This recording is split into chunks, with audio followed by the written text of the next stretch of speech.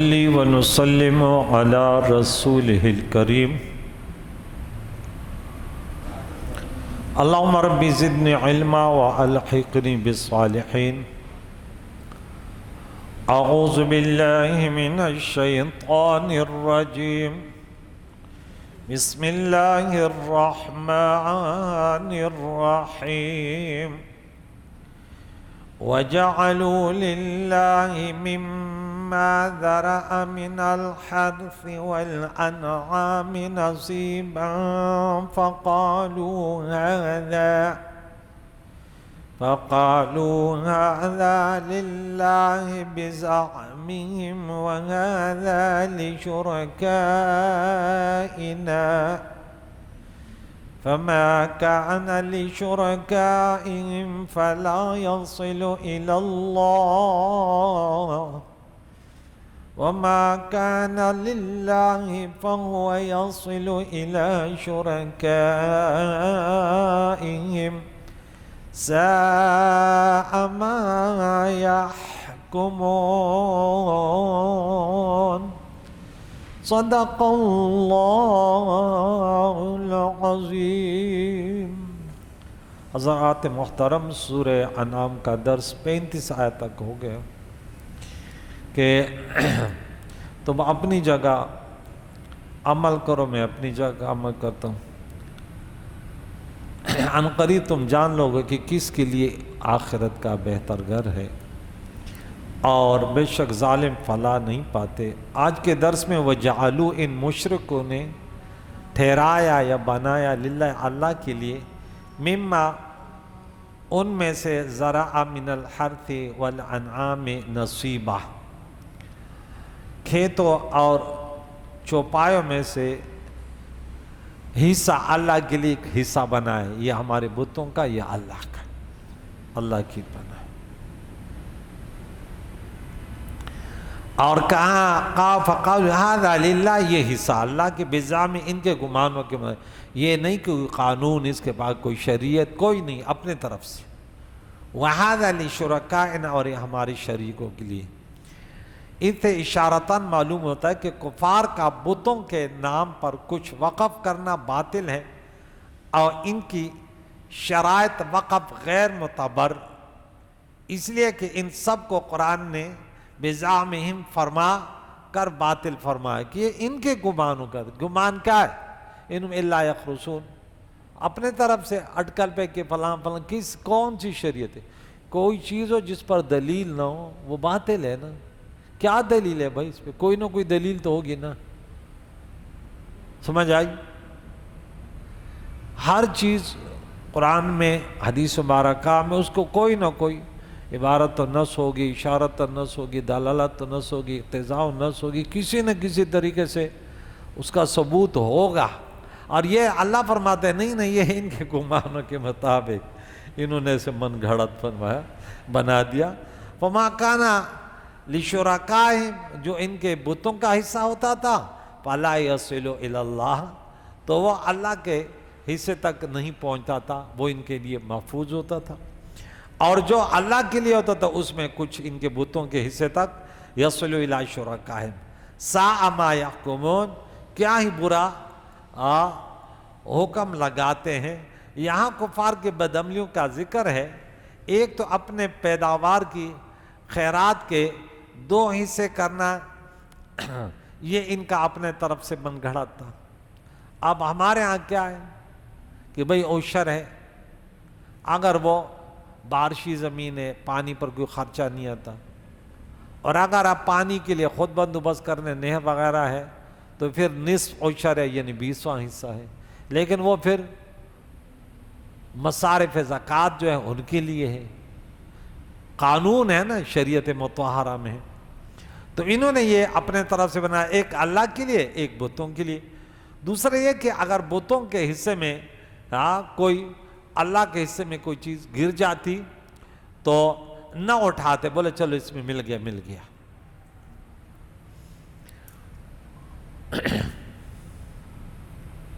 کفار عرب اللہ کا حصہ تو مہمانوں اور فقیروں پر خرچ کرتے تھے اور بتوں کا حصہ اپنے پر اور اپنے خدام پر، یعنی اس کو ترجیح دیتے تھے.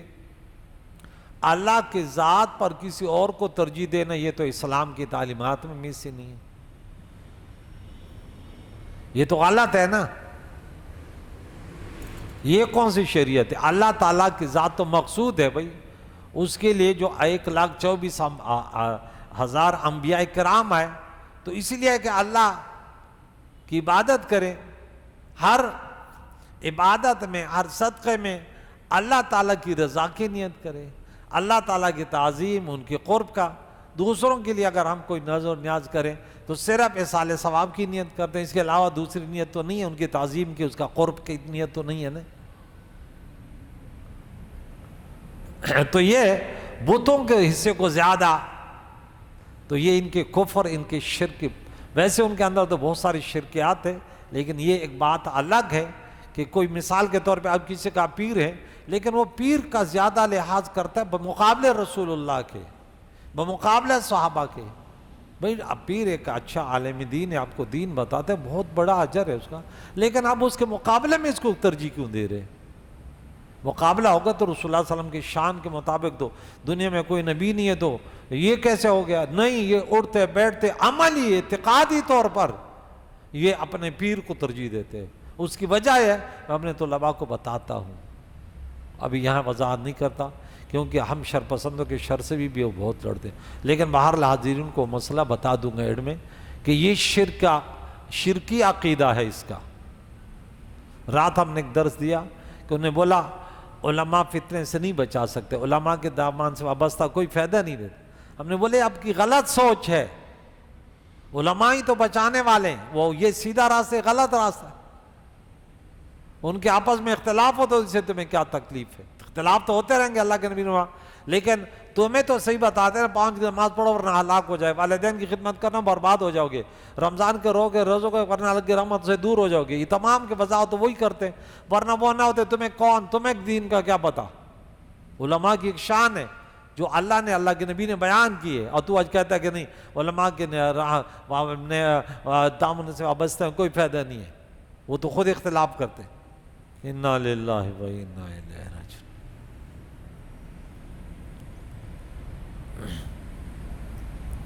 تو یہ بتوں کے حصوں کو زیادہ تعظیم، اس کی زیادہ ویلیو ہوتی ہے اللہ کے سے بس برائے نام۔ بھائی اللہ تعالیٰ کی بندگی تو مقصود ہے، تو اس کو برائے نام سمجھ رہے۔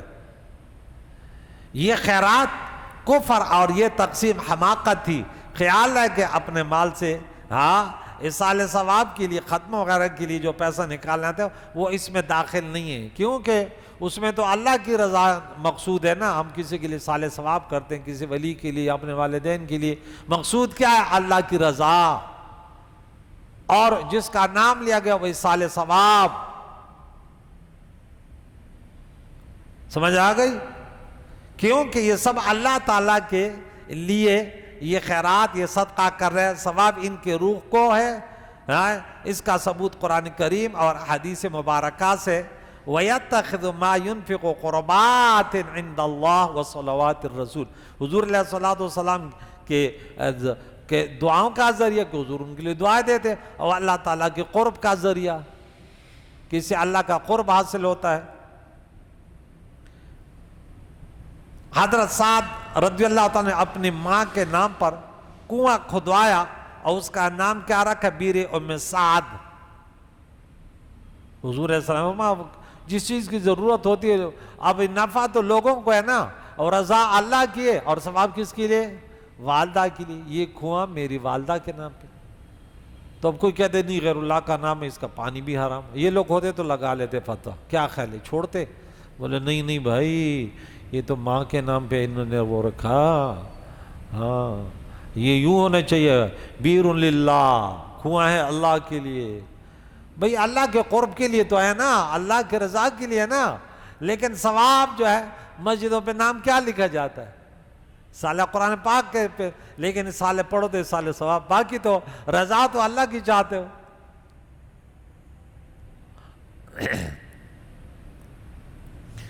بت کے نام پر مال نکالنا شرک ہے کہ اس میں رب سے برابری ہے۔ بزرگوں کے نام پر نکالنا درست ہے کہ اللہ تعالیٰ کے نام، کہ خیرات ہے، یہ بھی خیال ہے کہ کفار عرب اللہ کو بڑا معبود اور بتوں کو چھوٹا معبود سمجھ کر دونوں کی پوجا کرتے تھے۔ غیر اللہ کی پوجا کرنا شرک ہے، ٹھیک ہے نا، بدنی بھی اور مالی بھی۔ مالی پوجا کا یہاں ذکر ہو رہا ہے کہ اپنی پیداوار میں سے کچھ رب کی عبادت کی نیت سے نکالتے تھے اور کچھ بتوں کی عبادت کے لیے۔ یہ بھی خیال ہے کہ گندم وغیرہ جو بتوں کے نام پر نامزد کر دی جائے وہ حرام نہ ہو جائے گا۔ کسی نے ایک من گندم نکالے میرے بتوں کے نام، کسی نے جہاد میں اس میں مال غنیمت اس کو بنایا تو وہ حرام تھوڑی ہوگا۔ یا اسی طرح مال جہاد میں ہندوؤں کے ان غیر مسلموں کے مال ہاتھ پہ چڑھ گیا، یعنی بحیرہ وغیرہ یا جو بتوں کے نام پر ہے، تو وہ مال غنیمت مسلمانوں کے ہاتھ پہ آئے تو کیا وہ حرام ہوگا؟ حالانکہ وہ تو غیر اللہ کے نام پہ نامزد تھے نا، کیونکہ یہ جب مال غنیمت ہے یہ دن کا ہو گیا، بسم اللہ اللہ اکبر، حلال ہوگا۔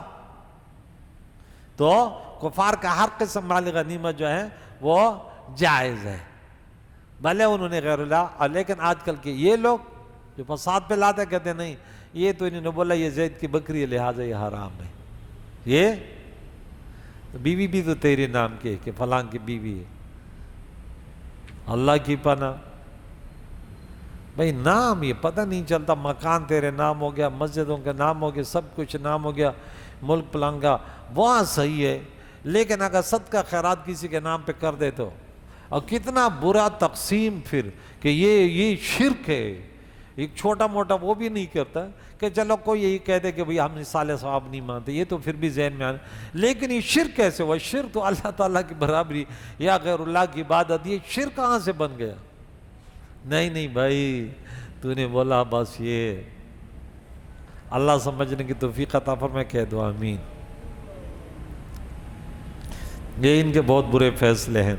یہاں پہ انہوں نے کافی سارے حوالے دیے کہ دیکھیں حضرت ابن عباس نے فرمایا جن پھلوں کو انہوں نے اللہ تعالیٰ کا حصہ قرار دیا تھا، اگر ان میں سے کچھ پھل شیطان کے حصے، یہ بتوں کا جو حصہ تھا شیطان کا حصہ تھا نا، شیطان ان کے ذہن میں ڈالا تھا، گر جاتے تو ان کو چھوڑ دیتے کہ چلو بتوں کے حصے میں کوئی مسئلہ نہیں، کوئی مسئلہ نہیں۔ بہت سارے خیالات اس وقت میرے ذہن میں آتے ہیں لیکن وہ بتاتا نہیں کہ کتنے لوگ گمراہ ہو چکے ہیں۔ اگر شیطان کے حصے کے پھلوں میں سے کچھ پھل اللہ کے حصے میں جا گر جاتا تو ان کو اٹھا لیتے ہیں، ان کی حفاظت کہ نہیں بتوں کا حصہ ہے وہاں نہیں جانے دینا۔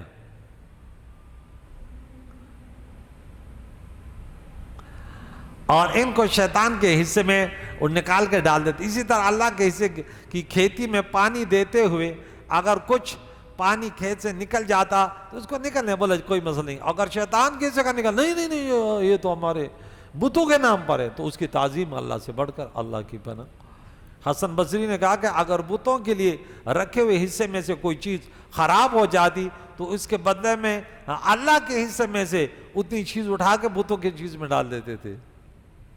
اب اللہ تعالیٰ کو صرف بس نام کے حد تک انہوں نے رکھا، باقی شیطان نے سب کچھ ملیا مٹ کر دیا تھا، یہ سب کچھ ان کا برباد کر دیا تھا۔ اللہ کا تو کچھ بس صرف نام ہی لیتے تھے، باقی کچھ بھی نہیں تھا۔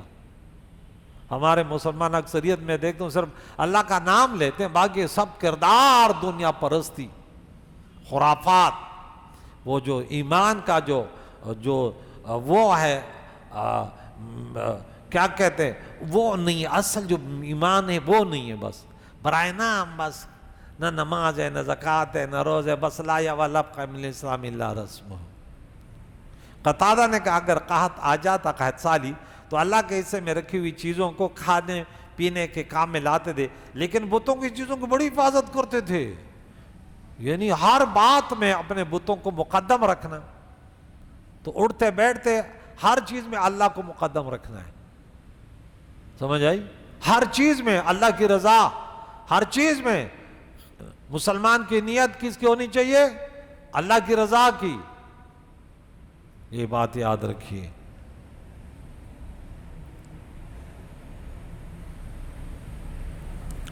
رب کریم نے فرمایا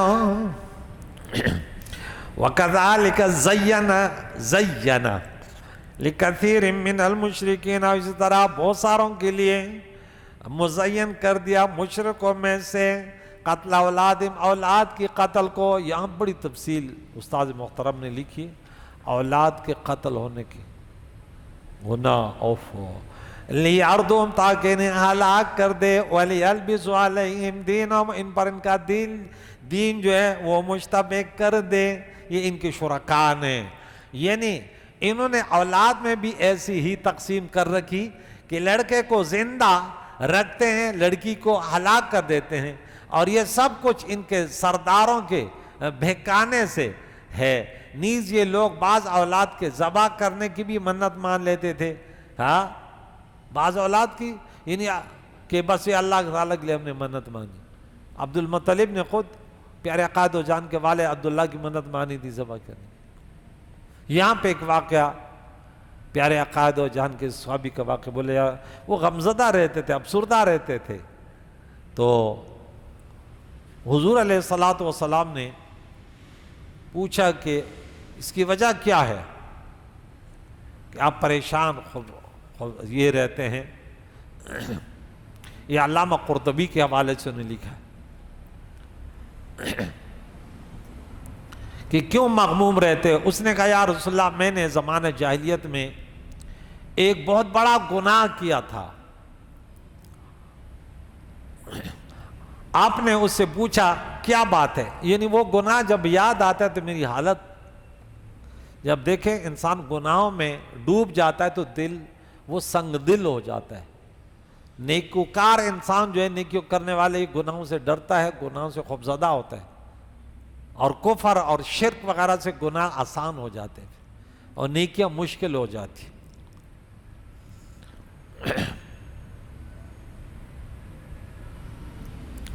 تو میں اس گناہ کو یاد کرتا ہوں، وہ ڈرتا ہوں کہ اللہ میرے اس گناہ کو معاف کرے گا یا نہیں. اگرچہ میں تو مسلمان ہو چکا ہوں لیکن وہ گناہ مجھے بڑا یاد آتا ہے. پیارے آقا دو جہان نے فرمایا مجھے ذرا وہ گناہ بتاؤ. اس نے کہا یا رسول اللہ میں بھی ان لوگوں میں سے تھا جو اپنے بیٹیوں کو زندہ درگور کرتے تھے. میرے ہاں اللہ تعالیٰ نے مجھے ایک بیٹی دی، اس کی ماں نے مجھ سے سفارش کی کہ میں اس کو چھوڑ دوں، حتیٰ کہ وہ بڑی ہو گئی. میں نے بھی بیوی کی بات مان لی. میری بیٹی وہ جوان ہو گئی، حتیٰ کہ وہ عورتوں میں حسین ترین لڑکی تھی. لوگوں نے اس کے نکاح کے لیے پیغام دیا، مجھے اس پر عار آیا، میرے دل نے یہ برداشت نہیں کیا. مجھے بڑی غیرت آئی کہ میرا کوئی داماد بنے گا، میری بیٹی کسی کے گھر میں جائے گی. اب جہالت کا اندھیرے ایسے ہوتے ہیں کہ ایسے نہیں کرنے دوں گا، یہ میرے دل نے برداشت نہیں کیا. میں اس کا نکاح کر دوں یا اس کو بغیر نکاح کے رہنے دوں. میں نے اپنی بیوی سے کہا میں اس کو فلاں قبیلے میں اپنے رشتہ داروں سے ملانے کے لیے لے جا رہا ہوں. وہ یہ سن کر خوش ہوئی، اس نے اس کو اچھے کپڑے اور زیور پہنائے. میں اس کو لے کر گیا حتیٰ کہ میں کنویں پر پہنچا اور میں نے کنویں میں جھانک کر دیکھا. وہ لڑکی سمجھ گئی کہ میں اس کنویں میں اس کو ڈالنا چاہتا ہوں. وہ مجھ سے چمٹ گئی اور رونے لگی اے پیارے ابا جان، اور کہنے لگی اے میرے باپ تمہارا کیا ارادہ ہے، تم میرے ساتھ کیا کرنا چاہتے ہو، مجھ پر رحم کیجئے، مجھ پر ترس کیجئے. پھر میں نے کنویں کی طرف دیکھا اور مجھ پر پھر عار غالب آ گیا. وہ لڑکی پھر مجھ سے چمٹ گئی میری بیٹی اور کہنے لگی اے میرے ابا جان، میری ماں کی امانت کو ضائع نہ کر. میری ماں نے تو تمہیں امانتاً تیرے حوالے کیا، تو نے تو کہا رشتہ داروں کیا جا رہا ہے. میں نے پھر دوسری مرتبہ کنویں کی طرف دیکھا اور پھر اس کی طرف دیکھا. مجھے اس پر بڑا رحم ترس آیا لیکن مجھ پر شیطان غالب آ گیا. میں نے اس کو پکڑا اور اس اوندھے کنویں میں، میں نے اس اندھے کنویں میں اوندھا منہ ان کو ڈال دیا اور وہ کنویں میں چیختی رہی، چلاتی رہی ابا جان مجھے نکال لیجئے، اے میرے ابا جان، اے میرے پیارے ابا جان، تو نے مجھے کیوں مار ڈالا، میرا قصور کیا ہے. میں اس کنویں پر ٹھہرا رہا، اس کی چیخیں آوازیں سنتا رہا یہاں تک اس کی آواز بند ہو گئی. پھر میں واپس آ گیا رسول اللہ صلی اللہ علیہ وسلم اور آپ کے صحاب سن کر رونے لگے، اور آپ نے فرمایا اگر میں کسی شخص کو زمانے جاہلیت کے فعل پر کوئی سزا دیتا تو تمہیں ضرور سزا دیتا۔ کہ اتنا بڑا سنگ دل، جگر کے ٹکڑے کو تو نے دور جاہلیت رسول اللہ نے سب کچھ، بیٹی کا پیار رسول اللہ نے ہمیں بتایا کہ بیٹی کے گھر میں آنا رحمت ہے۔ آج کل کے مسلمان بھیک مانگ مانگ کر بیٹیوں کو راضی کرتے ہیں، بیٹیوں کے لیے کتنا جہیز تیار کرتے ہیں، کتنا خوش رکھتے ہیں۔ ہاں یہ خوش نصیب لوگ ہیں۔ میرے نبی نے فرمایا ارے بیٹیوں کی تربیت کرنے والا، ارے کس قدر لوگ سنگ دل دے، بولے میرے ساتھ جنت میں ایسا رہے گا۔ اور کسی کی بیٹی اگر بیوہ ہو کر آ جائے پھر اس کی تربیت کرے، اس کے لیے کیا کچھ ہے۔ اس بیٹیوں پر ترس کرنے کے لیے میرے نبی نے کتنی کوشش کی، کس طرح حدیث مبارکہ جنت کا وعدہ کیا۔ وہ سنگ دل انسان کہ بیٹیوں کو مارنے پر فخر کرتا تھا اور آکڑ کے چلتا تھا، میری بیٹی کو زندہ گرگور کر دیا۔ لوگ سمجھتے تھے بڑا غیرت مند ہے۔ آج وہی رسول اللہ کا غلام کلمہ پڑھنے والا وہ کہتے نہیں، بیٹی کی تربیت میں جنت ہے، بیٹے کی تربیت میں وہ فضیلتیں کہاں ہیں؟ کیونکہ بیٹے کی تربیت میں لالچ ہے، خود غرضی ہے، اور بیٹی کی تربیت میں صرف اللہ کی رضا ہے۔ تو اس لیے کہا وَلَوْ شَاءَ اللَّهُ مَا فَعَلُوا فَذَرْهُمْ وَمَا يَفْتَرُونَ، اگر اللہ چاہتا تو یہ ایسے نہ کر دے۔ اے میرے محبوب چھوڑ دے یہ جو افتراء کر رہے ہیں، اسی حال میں چھوڑ دے۔ وَقَالُوا هَٰذِهِ أَنْعَامٌ وَحَرْثٌ، اور کہتے تھے یہ چوپائے اور یہ کھیت حجر یہ ممنوع ہے، یہ حرام ہے، لا يطعمها نہیں کھائیں گے ان کھیت اور ان جانوروں کو، إِلَّا مَن نَشَاءُ بِزَعْمِهِمْ، مگر وہ جو یہ کہتے ہیں ہمارے کو ان کے گمانوں کے مطابق جو چاہتے بولے وہ کھائے گا جن کو ہم اجازت دے دیں۔ تو ہم کون ہوتے شریعت کرنے والے؟ اور وَأَنْعَامٌ حُرِّمَتْ، کچھ جانور ایسے تھے حُرِّمَتْ ظُہُورُهَا کہ ان کے پیٹ یعنی ان پر سواری حرام کر جاتی، یہ فلاں بت کے نام پہ، یہ فلاں بت کے نام پہ اس کا دودھ نہیں دھو جائے گا، ان پر جو ہے نا سواری نہیں کی جائے گی۔ حُرِّمَتْ ظُہُورُهَا، جن پر چڑھنا یعنی سواری کر جانا حرام تھا، جنہیں وہ لوگ بحیرہ صاحبہ حام کہتے تھے کہ ان جانوروں کو وہ بتوں کے نام پر ایسا چھوڑ دیتے تھے جیسے آج ہندوستان بجار کو بعض موجودہ روافظ گھوڑوں کو کہ اس پر سواری وغیرہ نہ کرتے تھے، کچھ کام نہ لیتے تھے۔ آج کل ضلع گجرات میں یہ بیماری پھیل رہی ہے کہ بعض والا نے امام حسین کے نام پر گھوڑا چھوڑ دیا ہے جو صرف محرم میں جلوس نکالنے اور ساتھ میں سینہ کوٹنے کے وقت استعمال کیا جائے گا۔ یہ جہالت کے اندھیرے، شیطان اپنا کام کر رہا ہے، اللہ شیطان کے حملوں سے بچائے۔ لا یذکر، کچھ جانور ایسے تھے وَأَنْعَامٌ لا یذکرون اسم اللہ، اس پر اللہ کا نام نہیں لیتے تھے، بسم عزا، بسم فلاں، بسم فلاں، افتراء علی اللہ پر جھوٹ باندھتے تھے۔ سَيَجْزِي بِمَا كَانُوا يَفْتَرُونَ، ان کے جو من گڑت یہ جو اپنے طرف سے یہ جھوٹ باندھنے، اللہ تعالیٰ ان کو ان کی سزا ضرور دے گا، ان کا بدلہ اللہ تعالیٰ دے گا۔ اور پھر آگے وقالو، چلو یہاں پہ آگے مزید جو ہے نا اس تقریر کو آگے بڑھائیں گے، اس کی وضاحت بھی کریں گے کہ مزید ان چوپایوں کا ذکر ہو رہا ہے کہ ان کے اندر کتنی شرکیات تھے۔ حالانکہ اسماعیل علیہ السلام کے اولاد میں سے تھے، اللہ کو ماننے والے تھے، خانہ کعبہ کو آباد کرنے والے تھے، لیکن انبیاء علیہ السلام کا سلسلہ بن ہوا۔ اور پھر وہی بات کروں گا کہ وہ شخص کہتا ہے ہمارا پٹھان طارق پٹھان کہ علماء کے دامن سے بس وابستگی فتنوں سے نہیں نکالتا۔ ارے علماء نہ ہو تو دین تو ختم ہو جائے گا، اور اتنے خرافات ہو جائیں گے، اتنے خرافات ہو جائیں گے، شیطان ایک ایک چماٹ مار دے، شیطان قریبی سے گزرتا ہے تو جاہل انسان کا ایمان لے کے جاتا ہے۔ اس لیے وہ کہتے ہیں کہ شیطان پر ایک عالم کو بہکانا 1000 عابدوں سے زیادہ سخت ہے۔ اور پھر بھی کو ایسے تربیت کیوں کرتے ہو؟ بولو علماء کے قریب آ جاؤ، یہی تو انبیاء کے ورثاء ہیں۔ ایک ٹھیک ہے غلط ہے اس سے بچو، جو کہتے ہیں دین غلط ہے، علماء غلط ہے، ان سے دور رہو۔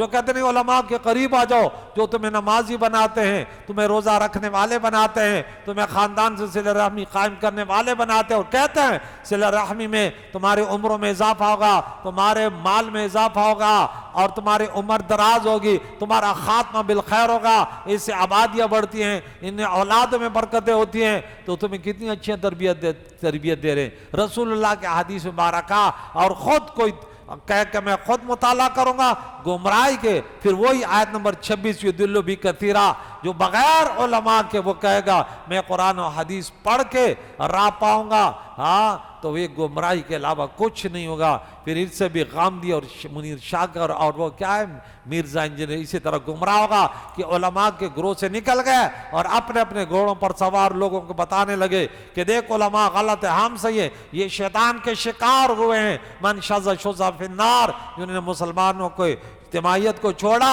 وَمَنْ يُشَاقِقِ الرَّسُولَ مِنْ بَعْدِ مَا تَبَيَّنَ لَهُ الْهُدَىٰ وَيَتَّبِعْ غَيْرَ سَبِيلِ الْمُؤْمِنِينَ نُوَلِّهُ مَا تَوَلَّىٰ، تو یہ پھر جہنم کے طرف جائیں گے۔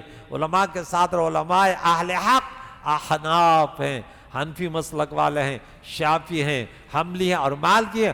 اللہ تعالیٰ انہی پر ہمیں ان کو سیکھ کر انہی کے مطابق عمل کرنے کی توفیق عطا فرمائے۔ وصلی اللہ تعالیٰ علی خیر خلقی محمد وعلی آلہ وصحبہ اجمعین برحمتک یا ارحم الراحمین۔